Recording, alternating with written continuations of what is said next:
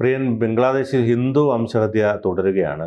ഇപ്പോൾ ഹിന്ദുവായിട്ടുള്ള ചിന്മയ് കൃഷ്ണദാസിൻ്റെ അവസ്ഥ എങ്ങനെയാണ്? അദ്ദേഹത്തെ ഇപ്പോഴും ജയിലിൽ തന്നെ അടച്ചിരിക്കുകയാണ് ബംഗ്ലാദേശ് സർക്കാർ. നാളെ അദ്ദേഹത്തിൻ്റെ ബെയിൽ ആപ്ലിക്കേഷൻ കോടതിയുടെ മുമ്പിലെത്തുകയാണ്. കോടതി ചോദിച്ചിട്ടുണ്ട് അവിടുത്തെ സർക്കാരിൻ്റെ അടുത്ത്, എന്തുകൊണ്ട് ചിന്മയ് കൃഷ്ണദാസിന് ജാമ്യം നിഷേധിക്കുന്നു, എന്തുകൊണ്ട് നിഷേധിക്കണം, ജാമ്യം കൊടുത്തുകൂടെ എന്നുള്ളതിൻ്റെ കാര്യം ചോദിക്കുന്നുണ്ട്. സെഡിഷൻ, അതായത് രാജ്യവിരുദ്ധ പ്രവർത്തനം, ഈ വിഘടനവാദ പ്രവർത്തനം എന്ന് പറയുന്ന വകുപ്പ് ചുമത്തിയാണ് കഴിഞ്ഞ ഒക്ടോബറിൽ അദ്ദേഹത്തെ അറസ്റ്റ് ചെയ്യുന്നത്. ഇതിൻ്റെ പിന്നിലുള്ള കാര്യം എന്ന് പറഞ്ഞു കഴിഞ്ഞാൽ അവിടെ ഹിന്ദുക്കൾക്ക് നേരെ, അതായത് ഷെയ്ഖ് ഹസീനയുടെ ഭരണം മാറി താൽക്കാലിക ചുമതലക്കാരനായി മുഹമ്മദ് യൂനിസ് വന്നതോടുകൂടി ഹിന്ദുക്കൾക്ക് നേരെയുള്ള ആക്രമണം ബംഗ്ലാദേശിൽ 10 മടങ്ങ് വർദ്ധിച്ചു. അല്ലെങ്കിൽ തന്നെ ഹിന്ദു വിരുദ്ധമായിട്ടുള്ള ഒരു ഷെയ്ഖ് ഹസീന ഭരിക്കുമ്പോഴും അവിടുത്തെ മൗലികവാദികളായ മുസ്ലിം കമ്മ്യൂണിറ്റിയിലെ ചില ആൾക്കാർ അവിടുത്തെ ഹിന്ദുക്കൾക്കെതിരായി വലിയ പ്രക്ഷോഭങ്ങൾ നടത്തുകയും ആക്രമണം നടത്തുകയും നിർബന്ധിത മതപരിവർത്തനം നടത്തുകയും ചെയ്യുന്നുണ്ട്. അതിൻ്റെയൊക്കെ ഭാഗമായി തന്നെ ഹിന്ദു വംശഹത്യ നടത്തുന്നുണ്ട്. നമുക്കറിയാം, ഇന്ത്യയിൽ പോലും ഹിന്ദു വംശഹത്യ നടത്തുമ്പോഴത്തേക്കും ഒരു പ്രതികരണവും ആരുടെ ഭാഗത്തു നിന്നും ഉണ്ടാകാറില്ല, അതിനെതിരെ പ്രതിഷേധിക്കാറില്ല, അതൊരു പ്രശ്നമായി പോലും കണക്കാക്കില്ല. പക്ഷേ അങ്ങ് ദൂരെ യമനിലോ പടിഞ്ഞാറ് ഏതെങ്കിലും പാലസ്തീനിലോ എവിടെയെങ്കിലും ആരെങ്കിലും എന്തെങ്കിലും സംഭവിച്ച് മരിച്ചാൽ ഉടനെ ഇവിടെ കിടന്ന് അലറി വിളിച്ച് അയ്യോ പ്രേ എന്ന് പറഞ്ഞുകൊണ്ട്, പ്രേ ഫോർ ആ ഇന്ന രാജ്യം എന്ന് പറഞ്ഞുകൊണ്ട് അലമുറയിടാൻ ഇവർക്ക് കഴിയുന്നുണ്ട്. എന്നാൽ ഇന്ത്യയിൽ കാശ്മീരിൽ തന്നെ റിലീവ് ഗലീവ് ചെലിയും, ഒന്നുകിൽ നാട് വിടുക, ഇല്ലെങ്കിൽ കൊല്ലപ്പെടുക, ഇല്ലെങ്കിൽ മതം മാറുക എന്ന് പറയുന്ന മുദ്രാവാക്യം ഉയർത്തി കാശ്മീരിലടക്കം ഹിന്ദു വംശഹത്യ നടത്തിയപ്പോഴത്തേക്ക് ഇവിടെ ആർക്കും ഒന്നും മിണ്ടാനില്ലായിരുന്നു. ഇനി മറ്റൊരു കാര്യം, ഈ പറയുന്ന ഇന്ത്യക്ക് പുറത്തുള്ള രാജ്യമാണ് ബംഗ്ലാദേശ്. ബംഗ്ലാദേശുമായി ഇന്ത്യക്ക് വളരെ അടുത്ത ബന്ധമാണുള്ളത്. ഇന്ത്യ ബംഗ്ലാദേശിൻ്റെ സ്വാതന്ത്ര്യലബ്ധിക്ക് വേണ്ടി വളരെയധികം പ്രയത്നിച്ചിട്ടുമുണ്ട്. അവിടെയുള്ള ഒരു ഹിന്ദു അവിടെ ഏറ്റവും മൈനോറിറ്റി ആയിട്ടുള്ള ഒരു കമ്മ്യൂണിറ്റിയാണ്. അവിടെ ഉണ്ടായിരുന്ന പെർസെൻറ്റേജിൽ നിന്നൊക്കെ ഇടിഞ്ഞ് 10%, 12% ഒക്കെ ആയിട്ട് മാറിയിട്ടുണ്ട്. വ്യക്തമായ കണക്കുകളുമില്ല. അതാണ് ബംഗ്ലാദേശിലെ ഹിന്ദുക്കളുടെ അവസ്ഥ. അവിടെയാണ് ഈ പറയുന്ന ഒരു മതമൗലികവാദിയായ മുഹമ്മദ് യൂനിസ് എന്ന് പറയുന്ന ഒരു നരാധമൻ, ഒരു വൃത്തികെട്ടവൻ അധികാരത്തിലേക്ക് വരുന്നു. ചുമതല കൊടുത്തിട്ടുണ്ടെന്നുള്ളത്. അതെ, അയാൾ ചുമതല ഏറ്റെടുക്കുകയാണ്. പിടിച്ചു വാങ്ങിയ ഭരണമാണ്. അതായത് അട്ടിമറിച്ച്, സർക്കാരിനെ അട്ടിമറിച്ച് ഭരണം ഏറ്റെടുക്കുകയായിരുന്നു പ്രക്ഷോഭത്തെ തുടർന്ന്. വിദ്യാർത്ഥി പ്രക്ഷോഭം എന്നൊക്കെ പേരിലാണ്. അതെന്തിനു വേണ്ടിയിട്ടാണ്? ഒരു ഫണ്ടമെന്റലിസ്റ്റ് സിസ്റ്റം അവിടെ സ്ഥാപിക്കാൻ വേണ്ടിയിട്ടാണ്, മതത്തിന്റെ പേരിലുള്ള. അപ്പൊ യൂനിസ് അവിടെ പുതിയ ഭരണഘടനയൊക്കെ കൊണ്ടുവരാൻ പോവുകയാണ്. അങ്ങനെയുള്ള ഒരു ഫണ്ടമെന്റലിസ്റ്റ് രീതിയിലേക്ക് ആ രാജ്യം മാറുകയും അവിടുത്തെ ഹിന്ദുക്കളെ വംശഹത്യ, കൂട്ടക്കൊല ചെയ്യുകയും നിർബന്ധിത മതപരിവർത്തനം നടത്തുകയും നാട് കടത്തുകയൊക്കെ ചെയ്യുന്നുണ്ട്. നമുക്കറിയാം, ഈ പറയുന്ന ബർമയിൽ നിന്ന്, അതായത് മ്യാൻമാറിൽ നിന്ന് കുറെ മുസ്ലിങ്ങളെ അവർ അടിച്ചോടിക്കുകയും ബോട്ട് പീപ്പിൾ എന്ന പേരിൽ അവരെ അലഞ്ഞു തിരിയുകയും ഈ പറയുന്ന കടലിലെറിയുകയൊക്കെ ചെയ്യുന്നുണ്ട്. അവർക്ക് വേണ്ടിയിട്ട് അഭയസ്ഥാനം കൊടുക്കാനായിട്ട് ഇന്ത്യയെ നിർബന്ധിക്കുകയും ഇന്ത്യയിലെ ചില സംഘടനകളൊക്കെ അവരെ ഇന്ത്യയിലേക്ക് സ്വീകരിക്കുകയും നിയമവിരുദ്ധമായി സ്വീകരിക്കുകയും ഇവിടെ താമസിപ്പിക്കുകയൊക്കെ ചെയ്യുകയൊക്കെ ചെയ്തിട്ടുണ്ട്. പക്ഷേ എന്തുകൊണ്ടാണ് ഈ പറയുന്ന ബംഗ്ലാദേശി ഹിന്ദുക്കളെ സഹായിക്കാനായി ഇവിടെ ആരും സംസാരിക്കാത്തതെന്നുള്ളത് പ്രസക്തമാണ്. ഈ സന്യാസി എന്ന് പറയുന്നത് ചിന്മയ് കൃഷ്ണദാസ്, ഇദ്ദേഹം ഇസ്കോൺ എന്ന് പറയുന്ന international society for Krishna consciousness അവിടുത്തെ സന്യാസിയാണ്. ഈ സന്യാസിയാണ് അകാരണമായി ഒരു പബ്ലിക് ഗാദറിംഗ് ഉണ്ടാക്കിയത്. ഈ വംശഹത്യയുടെ പേരിൽ ഹിന്ദുക്കൾ നിരന്തരം വേട്ടയാടപ്പെട്ട് ക്ഷേത്രങ്ങൾ ആക്രമിക്കപ്പെട്ട്, എന്തിനേറെ ഇന്ത്യയുടെ മായാപൂർ എന്ന് പറയുന്ന ഇന്ത്യയുടെ നവദ്വീപിലുള്ള വെസ്റ്റ് ബംഗാളിലെ നവദ്വീപിലുള്ള മായാപൂർ എന്ന് പറയുന്ന സ്ഥലത്തെ ക്ഷേത്രം, അതായത് ചൈതന്യ മഹാപ്രഭു എന്ന് പറയുന്ന അവതാര പുരുഷന്റെ ജന്മസ്ഥലമായിട്ടുള്ള ക്ഷേത്രത്തിന് നേരെ ആക്രമണം നടത്തി നിരന്തരമായി. അവസാനം അവിടുത്തെ സന്യാസിമാരെല്ലാം അവിടുത്തെ ഗ്രാമീണരും അടക്കം ചേർത്ത് നിന്നിട്ടാണ് ഈ പറയുന്ന ബംഗ്ലാദേശിലെ തീവ്രവാദികളുടെ ആക്രമണം ശമിപ്പിക്കപ്പെട്ടത്. അതുവരെ ആക്രമണം തുടർന്നു. അപ്പോൾ എങ്ങനെ മായാപൂരിൽ നമ്മുടെ ക്ഷേത്രം, ഇന്ത്യക്കകത്തുള്ള ക്ഷേത്രത്തിന് നേരെ പോലും ആക്രമണം നടന്ന ഒരു സാഹചര്യത്തിൽ ബംഗ്ലാദേശിലുള്ള ക്ഷേത്രങ്ങളുടെ കാര്യം പിന്നെ പറയണ്ടല്ലോ. അത്രയും ഗുരുതരമായ ഒരു ആക്രമണത്തിലേക്കും ഹിന്ദു വിരുദ്ധതയിലേക്കും ബംഗ്ലാദേശ് പോയതിന് പിന്നാലെ ഈ പറയുന്ന ഒരു പ്രക്ഷോഭം, ഒരു സമരം, ബംഗ്ലാദേശി മാധ്യമങ്ങൾ പോലും റിപ്പോർട്ട് ചെയ്യുന്ന ഒരു ഗ്യാതറിംഗ് ആയിരുന്നു, ഒത്തുചേരലായിരുന്നു. അസായുധമായിട്ടല്ല, ഈ പറയുന്ന ആക്രമണ ഉത്സവമല്ല, ഒരു തരത്തിലുള്ള പ്രശ്നങ്ങൾ സൃഷ്ടിച്ചില്ല. ഒരു പബ്ലിക് ഗ്യാതറിംഗ് നടത്തിയ ആ പരിപാടിയിൽ ഈ സന്യാസി പങ്കെടുത്തു എന്നുള്ളതാണ്. ഒരു അക്രമ പ്രവർത്തനമായിട്ട് റിപ്പോർട്ട് ചെയ്യില്ല.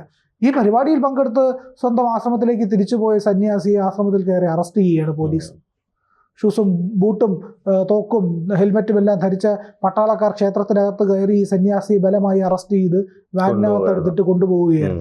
അതിന് അനധികൃതമായി സെഡീഷനൊക്കെ ചാർജ് ചെയ്ത് ജയിലിലിട്ടിരിക്കുന്നു. ഇദ്ദേഹം international society for Krishna consciousness എന്ന് പറയുന്ന ഒരു പ്രസ്ഥാനം തന്നെയാണ്. ഈ പ്രസ്ഥാനം എന്ന് പറയുന്നത് ഈ ബംഗ്ലാദേശിലോ ഇന്ത്യയിലോ മാത്രമുള്ളതല്ല. ഇത് തുടങ്ങിയത് അമേരിക്കയിലാണ്. ലോകം മുഴുവൻ വ്യാപിച്ച് കിടക്കുന്നുണ്ട്, ലോകം മുഴുവനുള്ള ഒരു സംഘടനയാണ്. അതുകൊണ്ട് തന്നെ ബംഗ്ലാദേശിന് ഈ പറഞ്ഞ സംഘടനയിലെ ഒരു സന്യാസി അറസ്റ്റ് ചെയ്യുമ്പോൾ അതിന്റെ വ്യാപ്തി മനസ്സിലാവുന്നില്ല. ബംഗ്ലാദേശ് തീക്കട്ടയിലാ കയറി പിടിച്ചിരിക്കുന്നത്. അതിന്റെ കൈ മൊത്തം അറിയില്ല, എവിടെ ബോധം വേണ്ടേ, ഈ ബോധമൊന്നുമില്ല. കൈ മൊത്തം കത്തിപ്പോകുമ്പോഴേ മനസ്സിലാവുകയുള്ളൂ ഈ പറയുന്നത് പിടിച്ചത് തീക്കട്ടയിലായിരുന്നല്ലോ എന്നുള്ളത്. അതായത് ഈ international society for Krishna consciousness എന്ന് പറയുന്നത് അന്താരാഷ്ട്ര തലത്തിലുള്ള ഒരു കൃഷ്ണാവബോധ പ്രസ്ഥാനമാണ്, ഒരു ഭക്തി പ്രസ്ഥാനമാണ്. 1966 അഭയ ചരണാരവിന്ദ ഭക്തി വേദാന്ത സ്വാമി പ്രഭുപാദർ എന്ന് പറയുന്ന ഒരു സന്യാസി സ്ഥാപിച്ചതാണ്. അദ്ദേഹം നമ്മുടെ വെസ്റ്റ് ബംഗാളിൽ ജനിച്ച ഒരു സന്യാസിയായിരുന്നു. അദ്ദേഹത്തിന്റെ ഗുരു ഭക്തി സിദ്ധാന്ത സരസ്വതി ഠാക്കൂറിന്റെ ആജ്ഞപ്രകാരം അദ്ദേഹം 1966 അമേരിക്കയിലേക്ക് പോവുകയും അമേരിക്കയിലെ ന്യൂയോർക്കിലാണ് ഈ ഒറ്റയ്ക്കാണ് പോകുന്നത്, വേറെ ആരുടെ സഹായമില്ല. നമ്മുടെ കൊച്ചിയിൽ വന്നിട്ടാണ് അദ്ദേഹം ബുക്സ്, ഭക്തി വേദാന്ത ട്രസ്റ്റിന്റെ ബുക്സ് എല്ലാം കളക്ട് ചെയ്ത് അതിന്റെ കോപ്പികളെല്ലാം കപ്പലിലേക്ക് കയറ്റുന്നത്. ചരക്ക് കപ്പലിൽ കയറിയാണ് അദ്ദേഹം അമേരിക്കയിൽ പോകുന്നത്. അപ്പോൾ കയ്യിൽ അവിടെ ചെന്ന് ഇറങ്ങുമ്പോൾ ഇന്ത്യൻ രൂപ 40 രൂപയെങ്ങാണ്ടാണ് അദ്ദേഹത്തിന്റെ കയ്യിൽ 1966 ഉണ്ടായിരുന്നത്. ഭക്ഷണത്തിന് പോലും വകയില്ലാതെ അവിടെ പോകുമ്പോൾ വഴിക്ക് അദ്ദേഹത്തിന് 2 തവണ ഹാർട്ട് അറ്റാക്കും വന്നു. അങ്ങനെ വലിയ ത്യാഗം സഹിച്ച് അദ്ദേഹം അവിടെ ചെന്ന് അവിടുത്തെ ആൾക്കാരെ എല്ലാം കൃഷ്ണാവബോധത്തിലേക്ക്, അതായത് ഈ കൃഷ്ണാവബോധം എന്ന് പറയുന്നത് ഈ പ്രസ്ഥാനം ഗൗഡീയ വൈഷ്ണവ സമ്പ്രദായത്തിലുള്ള ഒരു മാധ്വാചാര്യ പരമ്പരയിൽ വരുന്ന ഒരു പ്രസ്ഥാനമാണ്. ആ പ്രസ്ഥാനമാണ് ഈ അമേരിക്കയിൽ സ്ഥാപിക്കപ്പെട്ടത്.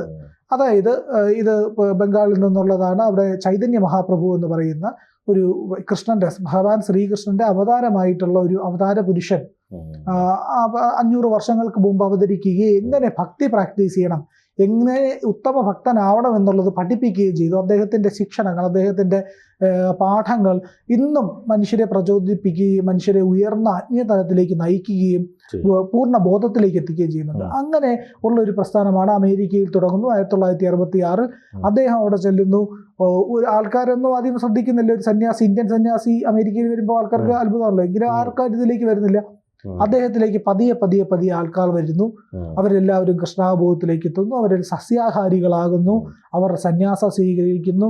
അവർ ഭഗവാന്റെ നാമം ജപിക്കുന്നു. ഏറ്റവും പ്രധാനപ്പെട്ട കാര്യം അവർക്ക് അതാണ്. ഇവർ ഈ പറയുന്ന മറ്റ് ഫണ്ടമെന്റൽ ഗ്രൂപ്പുകളെ പോലെയൊന്നുമല്ല, ഈ പറയുന്ന ബംഗ്ലാദേശിലെ ഫണ്ടമെന്റൽ ഗ്രൂപ്പുകളെ പോലെയൊന്നുമല്ല.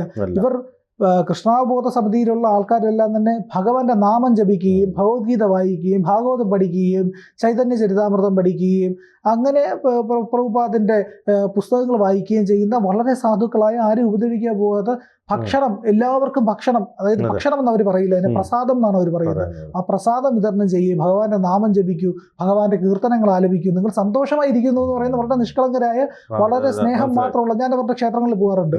ഇവിടെ കൊച്ചിയിലുണ്ട്, തിരുവനന്തപുരത്തുണ്ട്.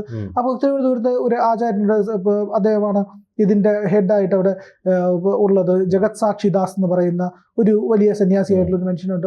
വളരെ കാഠിന്യവാനായ മനുഷ്യനാണ്. അദ്ദേഹത്തിൻ്റെ കീഴിലാണ് തിരുവനന്തപുരത്ത് നിന്ന് കേരളത്തിലാകെ തന്നെ ഈ പ്രവർത്തനം മുന്നോട്ട് പോകുന്നത്. അങ്ങനെ ഒരുപാട് പ്രവർത്തനങ്ങൾ ഇവർ നടത്തുന്നു. ലോകമെമ്പാടും സൗജന്യമായി ആഹാരം വിതരണം ചെയ്യുന്നു, ആൾക്കാർക്ക് സഹായങ്ങൾ ചെയ്യുന്നു, ചികിത്സാ സഹായങ്ങൾ ചെയ്യുന്നു. നമ്മുടെ തിരുവനന്തപുരത്ത് RCCയിൽ, എറണാകുളം മെഡിക്കൽ കോളേജിലെല്ലാം ഒരു ഈ പറയുന്ന പ്രസാദ വിതരണം, ചാരിറ്റി പ്രസാദ വിതരണം നടത്തുന്നുണ്ട്. ഈ ചിന്മയ് കൃഷ്ണദാസ് ബംഗ്ലാദേശിൽ ഈ പ്രവർത്തനങ്ങൾ നടത്തിക്കൊണ്ടിരുന്നത്. ഇന്ത്യയിൽ ഇതിന്റെ ഹെഡായിരിക്കുന്നത് അമേരിക്കൻ വംശജനായിട്ടുള്ള ജയപതാക സ്വാമി എന്ന് പറയുന്ന ഗുരു മഹാരാജാണ്. അദ്ദേഹമാണ് ഇവിടുത്തെ ഇന്ത്യയിലെ ഹെഡ്. അമേരിക്കയിൽ ഇതിന്റെ ഹെഡായിട്ടുള്ളത് അമേരിക്കക്കാരനായിട്ടുള്ള രാധാനാഥ് സ്വാമിയാണ്. ജപ്പാനിൽ ഇതിന്റെ ഹെഡായിട്ടുള്ള ആള് ഭാനുസ്വാമി മഹാരാജ് എന്ന് പറഞ്ഞ കേരളത്തിൽ നിരവധി തവണ വിസിറ്റ് ചെയ്തിട്ടുള്ള സന്യാസിയാണ്. അപ്പൊ ഇദ്ദേഹത്തിന്റെ അവസ്ഥ ഇനി വളരെ ബുദ്ധിമുട്ടായിരിക്കും അല്ലേ? അതെ, വളരെ പ്രശ്നത്തിലാണ്. അദ്ദേഹത്തെ ജയിലിൽ അടച്ചിരിക്കുകയാണ്. അപ്പൊ ഇത്രയും വലിയൊരു പ്രസ്ഥാനത്തിനെയാണ് ഇവർ തൊട്ടിരിക്കുന്നത് എന്നുള്ളത് പ്രശ്നമാണ്. ലോകമാകെ തന്നെ ഇവർക്കെതിരെ തിരിയും. ബംഗ്ലാദേശിന്റെ ക്രൂരതകൾക്കെതിരെ ജനങ്ങൾ ഒന്നിക്കും. ഹിന്ദു വംശഹത്യ ഇനി നടത്തിയാൽ വലിയ പ്രത്യാഘാതങ്ങൾ ഏർപ്പെടും. അത് ഇന്ത്യ സർക്കാർ തന്നെ അതിന് ശക്തമായ വാണിംഗ് കൊടുക്കും എന്നുള്ളതാണ് എനിക്ക് തോന്നുന്നത്.